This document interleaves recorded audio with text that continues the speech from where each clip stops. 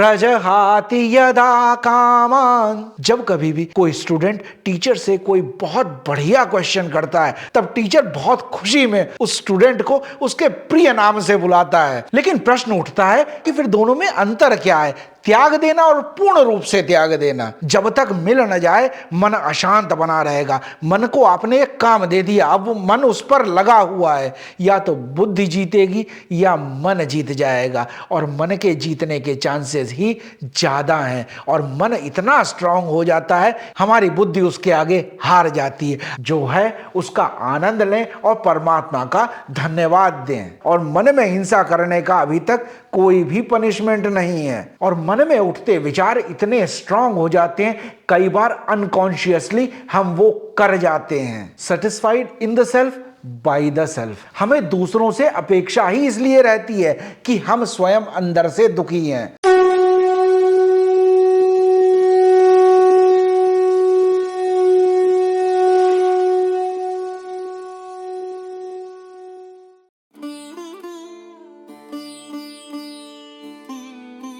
धर्मो रक्षते रक्षिता। नमस्कार दोस्तों, आप सभी लोगों का बहुत बहुत स्वागत है धर्म क्षेत्र के इस प्रोग्राम में। भगवान कृष्ण की स्तुति के साथ इस प्रोग्राम की शुरुआत करते हैं। ओम सच्चिदानंद रूपाय विश्वोत्पत्त्यादि हेतवे तापत्रय विनाशाय श्री कृष्णाय वयं नमः। भगवान कृष्ण ने अर्जुन के विषाद को मिटाने के लिए पहले सांख्य ज्ञान योग बताया, फिर निष्काम कर्म योग बताया, फिर समत्व बुद्धि में योगस्थ होकर अपने काम में समाधिस्थ हो जाना बताया, और बताया कि स्थित प्रज्ञ व्यक्ति अपने काम को कर्तव्य रूप समझकर बड़ी कुशलता के साथ समाधिस्थ होकर योगस्थ होकर समत्व बुद्धि के साथ करता है। हम सबके मन में भी ये प्रश्न उठता है कि समत्व बुद्धि में योगस्थ होकर काम करने वाला ये स्थित प्रज्ञ व्यक्ति जिसको भगवान परफेक्ट पर्सन कह रहे हैं वो होता कैसा है? पिछले श्लोक में अर्जुन ने भगवान कृष्ण से यही 4 प्रश्न पूछे। स्थित प्रज्ञस्य का भाषा, समाधिस्थस्य केशवः, स्थितधीः किम प्रभाषेत, किमासीत व्रजेत किम। स्थित प्रज्ञ व्यक्ति के लक्षण क्या हैं? वो बोलता कैसे है, वो बैठता कैसे है और वो चलता कैसे है? मैं ये कैसे जान पाऊंगा कि वो स्थित प्रज्ञ व्यक्ति कौन है? मैं कैसे जान पाऊंगा स्थित प्रज्ञ व्यक्ति बनने की तरफ बढ़ रहा हूं? हम भी ये जानना चाहते हैं कि क्या हम सही डायरेक्शन में बढ़ रहे हैं। इस श्लोक में भगवान कृष्ण अर्जुन के और हम सब के इस प्रश्न का उत्तर दे रहे हैं कि स्थित प्रज्ञ व्यक्ति कैसा होता है, उसके लक्षण क्या हैं। How you can define a perfect person. प्रजहाति यदा कामान सर्वान् पार्थ मनोगतान् आत्मन्यैव आत्मना तुष्टः स्थित प्रज्ञस्तदोच्यते।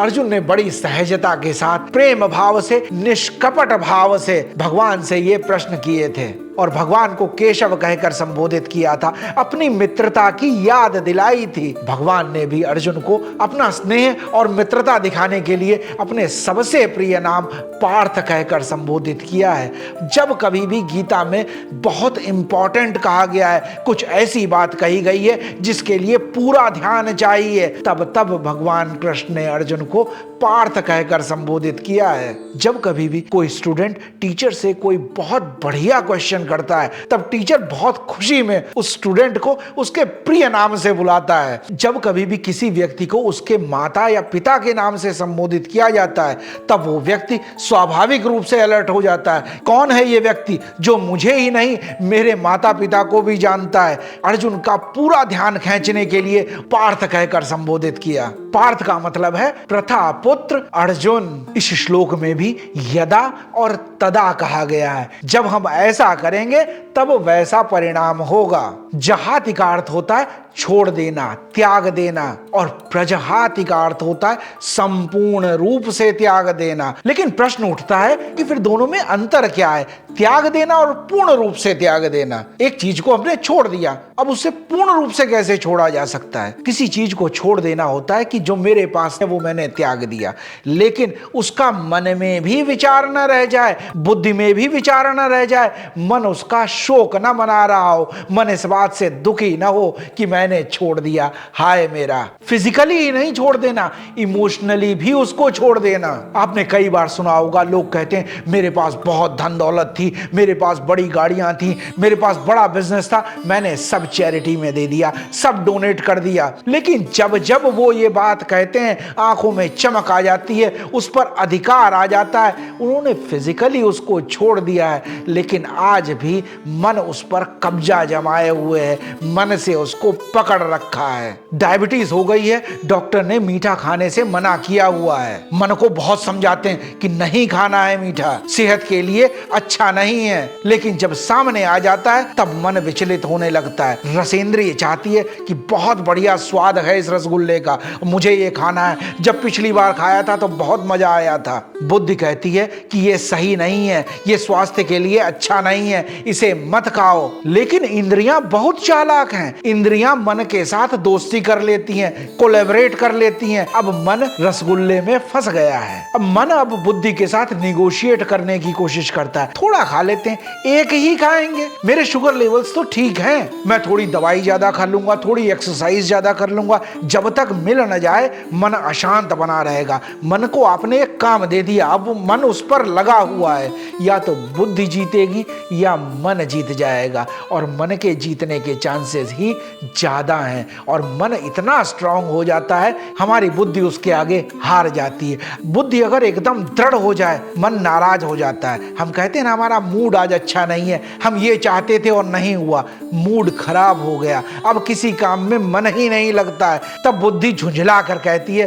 कि ये लो थोड़ा सा खाओ और शांति बनाओ। जहाती फिर भी आसान है, प्रजघाती तो बहुत ही मुश्किल है कि मन में विचार भी ना उठे। रसगुल्ले सामने रखे हैं, लेकिन मन में खाने की इच्छा ही नहीं उठ रही है। इतना कंट्रोल हो गया है कि इंद्रियों और मन का जो कोलैबोरेशन हो जाता था वो टूट गया है। मन में अब खाने की आकांक्षा भी उत्पन्न न हो।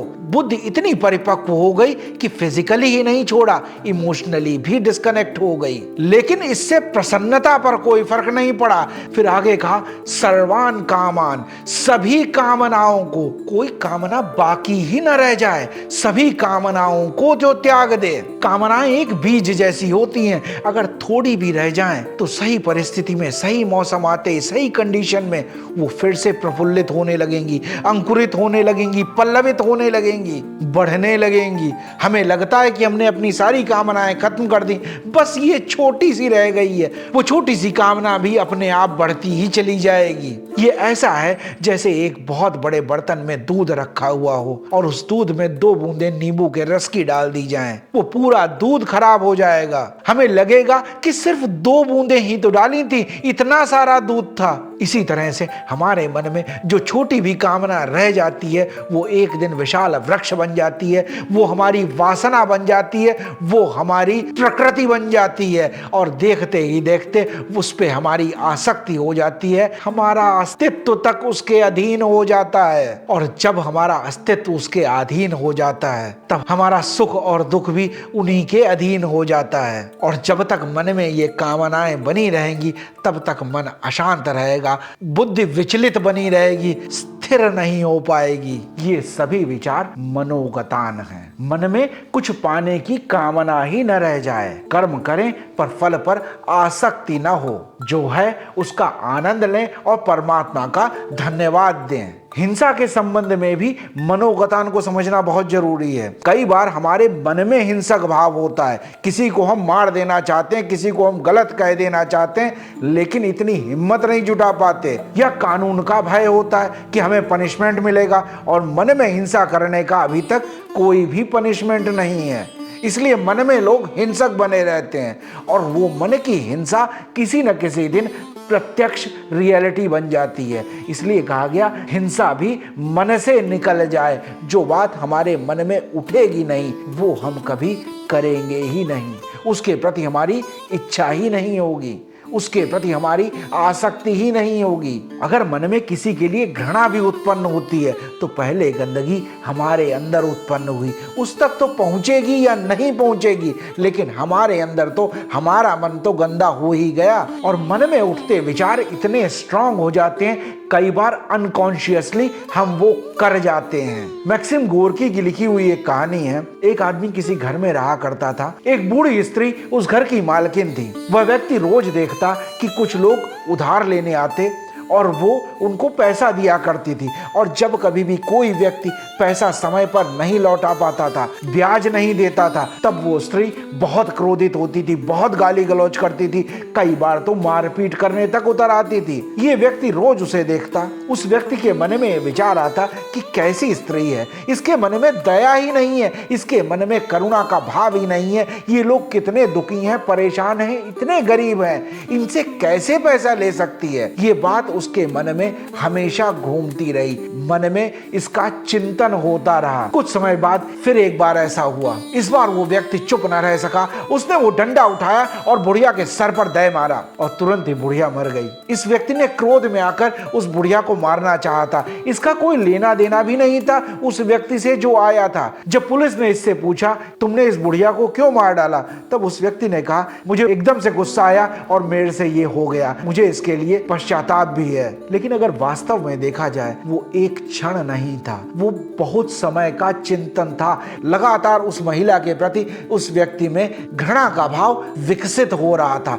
पल्लवित हो रहा था, और उसका अंततोगत्वा परिणाम उस स्त्री को मारना हुआ। लेकिन वास्तव में हिंसा बहुत पहले मन में शुरू हो गई थी। इसलिए भगवान कृष्ण कह रहे हैं कि मन में उठते विचार पर भी नियंत्रण हो। इच्छाएं हम पूरी नहीं कर सकते, लेकिन मन में तो उनका चिंतन कर रहे हैं, उस चिंतन के रस को भी छोड़ देना है। फिर आगे कहा गया, आत्मन्यैव आत्मनः तुष्टा, जो स्वयं में स्थित है, जो स्वयं से स्वयं को आनंदित कर रहा है, जो स्वयं से स्वयं में प्रतिष्ठित हो गया है, जिसने उस परम चेतना को जान लिया है, उस कॉन्शियसनेस को जान लिया है, उस परमात्मा को, उस परब्रह्म को जान लिया है, वो आत्मैव आत्मना तुष्टा हो गया, satisfied in the self by the self. जैसे अब्राहम लिंकन ने डेमोक्रेसी की डेफिनेशन बताई थी, by the people for the people. इसी तरह से ये व्यक्ति स्वयं से स्वयं में आनंदित है। इसको प्रसन्न होने के लिए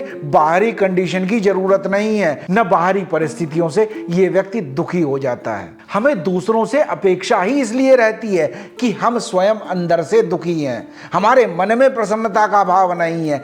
हमें सबसे आकांक्षा है ये हमारे लिए ऐसा कर दे तो हम प्रसन्न हो जाएं। ऐसा लगता है जैसे एक भिखारी भिखारियों से ही भीख मांग रहा है। हमें किसी से धन की, किसी से प्रेम की, किसी से दया की, किसी से करुणा की, किसी से शक्ति की आकांक्षा है, क्योंकि कहीं न कहीं हमारे मन में ये बात है कि हमारे पास ये नहीं है, और इसीलिए हम इसकी आकांक्षा करते हैं। पर जो व्यक्ति स्वयं से संतुष्ट है, आनंदित है, वह सुख के लिए किसी पर आश्रित नहीं है, वो प्रसन्न है। और जो व्यक्ति प्रसन्न है उसे क्रोध भी नहीं आता है, और उसके रिएक्शंस उसके नियंत्रण में हैं। वो जब क्रोध भी करता है तो सोच समझ के करता है कि कितना जरूरी है। वह किसी के उकसाने से क्रोधित नहीं होता, वो किसी के कह देने से क्रोधित नहीं होता। जो व्यक्ति किसी के प्रभाव में क्रोधित हो जाए, दुखी हो जाए या सुखी हो जाए, वह स्वयं में स्थित नहीं है और स्वयं से संतुष्ट भी नहीं है, वह दूसरों पर आश्रित है। अगर मुझे कोई टकला कह दे और मुझे क्रोध आ जाए तो इसका मतलब है कि मुझे इस बात का दुख है कि मेरे बाल झड़ गए। लेकिन अगर मैं इस बात से बिल्कुल संतुष्ट हूं और मुझे कोई टकला कह दे तो इससे मुझे कोई फर्क नहीं पड़ेगा, क्योंकि मैं ये बात जानता हूं कि ये सही कह रहा है। जब मैं अपने आप से संतुष्ट हूं तब मुझे कोई दुखी नहीं कर सकता। किसी के कहने से मैं विषाद में नहीं चला जाऊंगा। मेरी प्रसन्नता किसी के व्यवहार पर आश्रित नहीं है, मेरा रिमोट कंट्रोल मेरे हाथ में है। तो भगवान कृष्ण यहाँ कह रहे हैं कि जो भी व्यक्ति ये दो कंडीशंस को फुलफिल करता है, पहली कंडीशन है सभी तरह की कामनाओं का पूर्णतः त्याग कर दे, मन से भी त्याग कर दे, और दूसरी कंडीशन है जो स्वयं से स्वयं में आनंदित हो, स्थित प्रज्ञस्तदोच्यते। उसी व्यक्ति को स्थित प्रज्ञ कहा जाता है। स्थित प्रज्ञ व्यक्ति का रिमोट कंट्रोल उसके हाथ में है, किसी दूसरे व्यक्ति के हाथ में नहीं है, एनवायरमेंट के हाथ में नहीं है, वेदर कंडीशन के हाथ में नहीं है, परिस्थितियों के हाथ में नहीं है, गवर्नमेंट के हाथ में नहीं है। हम तो दुखी होने का कारण ढूंढ लेते हैं कि मैं इसलिए दुखी हूं कि वेदर खराब है, मैं इसलिए दुखी हूं कि सरकार की योजनाएं सही नहीं है। स्वयं का स्वयं पर नियंत्रण ही नहीं है, लेकिन हम सब चाहते हैं कि दूसरे पर नियंत्रण कर लें। स्वयं की तरफ तो हमारा ध्यान ही नहीं है। और जिनका स्वयं पर नियंत्रण है, जिनका स्वयं की कामनाओं पर नियंत्रण है, इच्छाओं पर नियंत्रण है, वे स्वयं में प्रतिष्ठित हैं और वही आनंदित है, वही स्थित प्रज्ञ है। And that is the perfect person. सही समय पर क्रोध आए, नियंत्रित क्रोध आए तो वह भी श्रेष्ठ है। और शांति बनाए रखने के लिए कभी आक्रामक भी होना पड़े, किसी अन्याय के विरुद्ध खड़ा होना भी पड़े, वो भी सही है, लेकिन नियंत्रण में, किसी के उकसावे में नहीं, अन्याय का विरोध करने के लिए उठे, वही श्रेष्ठ है। जब हम सेल्फ सेंट्रिक डिजायर से मुक्त हो जाते हैं और अपने काम को बड़े आनंद भाव के साथ, प्रेम भाव के साथ, सेल्फिश कंपोनेंट हटाकर जब कोई कार्य ईश्वर को धन्यवाद देते हुए किया जाता है, तब वही कर्म धर्म हो जाता है। व्यक्ति की आध्यात्मिक प्रगति इस बात से पता लगती है कि वो अंदर से कितना संतुष्ट है। किसी भी चीज को किसी के लिए भी छोड़ना आसान नहीं होता है जब तक कि उससे बड़ा ना मिल जाए। अगर कोई व्यक्ति एक झोपड़ी में रह रहा है, स्लम एरिया में रह रहा है, उसको लॉटरी लग जाती है और उसको एक बहुत बड़ा घर अलॉट हो जाता है, एक बहुत बड़ा पेंट हाउस मिल जाता है। जब वो वहां रहने लगता है, उसके मन में ये विचार कभी नहीं आता कि आई एम मिसिंग माई झोपड़ी। वो पेंट हाउस में रच बस गया है, आनंदित है, भूल गया, आसक्ति छूट गई। मन से कामनाओं का निकल जाना ही सबसे बड़ा आनंद है। जो व्यक्ति संतुष्ट है वही सबसे ज्यादा सुखी है। संतोषम परमम सुखम। एक छोटे बच्चे से अगर खिलौना छीन लिया जाए तो वो रोने लगता है, परेशान होने लगता है, नहीं देना चाहता है, चीखने चिल्लाने लगेगा। लेकिन जब बच्चा बड़ा हो जाता है तब उसकी खिलौने के प्रति कोई आसक्ति नहीं रह जाती है, क्योंकि उसे बड़े खिलौने मिल जाते हैं। इसी तरह से स्थित प्रज्ञ व्यक्ति जो उस पर ब्रह्म, उस परम चेतना को, उस परमात्मा में अपने उद्देश्य के लिए, अपने लक्ष्य के लिए जो व्यक्ति डेडिकेटेड हो गया है, उसे इन छोटी सांसारिक चीजों में, उन कामनाओं से उसका इंटरेस्ट अपने आप ही छूट जाएगा। उसे छोड़ना नहीं पड़ेगा, वो उससे छूट जाएगा। हमारी आसक्ति के भी कई लेवल हैं। एक फिजिकल आसक्ति है, मेरा घर, मेरी गाड़ी, मेरा बैंक बैलेंस। फिर है इमोशनल लेवल पे, मेरे बच्चे, मेरे माता पिता, मेरे रिलेटिव्स, मेरे फ्रेंड। तीसरा और सबसे सूक्ष्म लेवल पर आता है ईगो लेवल पर, मेरी रिस्पेक्ट, मेरी अथॉरिटी। हो सकता है फिजिकल चीजें, किसी चीज का नुकसान हमें हो जाता हो। आईफोन 17 प्रो मैक्स लिया मैंने, हाथ से गिर गया, टूट गया, तो मुझे उसका हो सकता है कोई अफसोस ज्यादा ना हो, थोड़ी देर दुख हुआ, बाद में मन में ये विचार आ सकता है कि फिर ले लूंगा, या इसका इंश्योरेंस था, इंश्योरेंस में कवर हो जाएगा। जब बात इमोशन पे आती है कि मेरे बच्चे के साथ ऐसा हुआ, मेरे माता पिता, मेरे परिवार के साथ ऐसा हुआ, तब मैं विचलित हो जाता हूं। या ईगो पे बात आ जाती है कि मुझे किसी ने डिसरिस्पेक्टफुली कैसे कहा, मेरे बारे में ऐसा क्यों कहा। इसके कई स्तर होते हैं जहां किसी दूसरे के कारण हमारे मन की शांति भंग हो जाती है, हमारे अंदर का आनंद खत्म हो जाता है। जब आपका विजन बड़ा हो जाएगा, जब उद्देश्य बड़ा मिल जाएगा, तब छोटी चीजों के प्रति हमारी आसक्ति स्वतः ही खत्म हो जाती है। सीमा पे खड़ा हुआ सैनिक अपने प्राणों के बारे में नहीं सोचता, अपने परिवार के बारे में नहीं सोचता, वह देश की रक्षा के बारे में पहले सोचता है। हमारे भारत देश में जब स्वतंत्रता का आंदोलन चल रहा था, तब खुद ही राम बोस, भगत सिंह, चंद्रशेखर आजाद जैसे लोगों ने अपने प्राणों को खुशी खुशी न्यौछावर कर दिया, क्योंकि उन्हें अपने प्राणों से भी अधिक मूल्यवान कोई वस्तु दिखाई दी। तो ये हम पर डिपेंड करता है कि हम अपना गोल क्या सेट करें। जब हमारे गोल हमारी सेल्फिशनेस के अराउंड होंगे, तब हम दुखी होंगे, क्योंकि हम दूसरे पर आश्रित हैं। लेकिन हम सबका भला चाहते हो, सबका कल्याण चाहते हो, तब हमारा विजन बड़ा हो जाएगा, तब हमारा मन प्रसन्न ही रहेगा। और जितना हम सेल्फिशनेस से दूर जाते हैं, उतना ही हम बंधन मुक्त होते चले जाते हैं। और जो व्यक्ति जितने ही बंधनों से मुक्त हो गया वो उतना ही आनंदित है। पर हमारा मन कामनाओं को छोड़ना ही नहीं चाहता। हम अपनी इंद्रियों को रोके भले रखते हैं, लेकिन मन उलझा रहता है रसों की प्राप्ति के लिए। हम कहते तो हैं कि हमने छोड़ दिया, लेकिन मन आज भी उस पर कब्जा बनाए बैठा है, आसक्ति बनाए बैठा है, और जब तक पा नहीं लेता तब तक अशांत बना रहता है। और जिसका मन अशांत है उसकी बुद्धि स्थिर हो ही नहीं सकती है।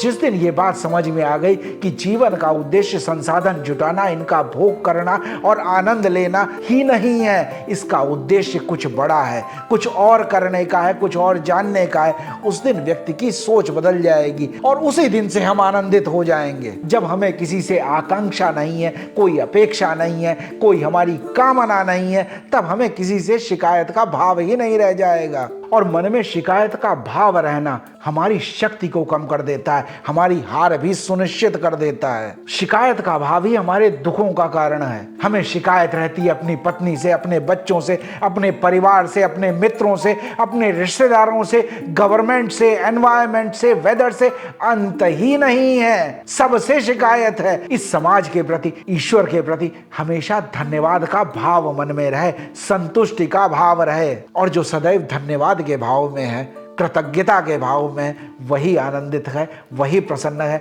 और वही स्थित प्रज्ञ है। अगर ध्यान सर्वजन हिताय सर्वजन सुखाय पे लगा रहा है तब व्यक्ति आनंदित होता है। हमें अपनी प्रायोरिटी चेंज करनी पड़ेगी, अपने से अलग होकर सोचना पड़ेगा। जिस दिन हम सेल्फिश से सेल्फलेस होकर काम करने लगेंगे उसी दिन हम आनंदित हो जाएंगे, प्रसन्न हो जाएंगे। आज भी अगर कोई बात अच्छी लगी हो, कोई प्रसंग अच्छा लगा हो, तो जरूर इस वीडियो को अपने मित्रों के साथ, अपने शुभचिंतकों के साथ, अपने परिवारजनों के साथ जरूर इस वीडियो को शेयर करें, वीडियो को लाइक भी करें। अगर आप पहली बार इस वीडियो को देख रहे हैं और गीता सीखने और जानने में आपका इंटरेस्ट है तो जरूर इस चैनल को सब्सक्राइब भी करें और बेल नोटिफिकेशन आइकन प्रेस कर दें, ताकि हर शुक्रवार को जब भी एक नया वीडियो अपलोड हो तो आप तक इसकी सूचना पहुंच जाए और गीता सीखने की हमारी ये यात्रा यूं ही निरंतर चलती रहे। आप लोग अपने कमेंट्स भी दीजिए। आपके कमेंट्स गीता सीखने की हमारी इस यात्रा में हम सभी के लिए बहुत ही सहयोगी होंगे। ईश्वर की कृपा हम सब पर यूं ही बनी रहे और हम स्वयं से स्वयं में आनंदित होने की कला सीख सकें। जय श्री राम। धर्मो रक्षति रक्षितः।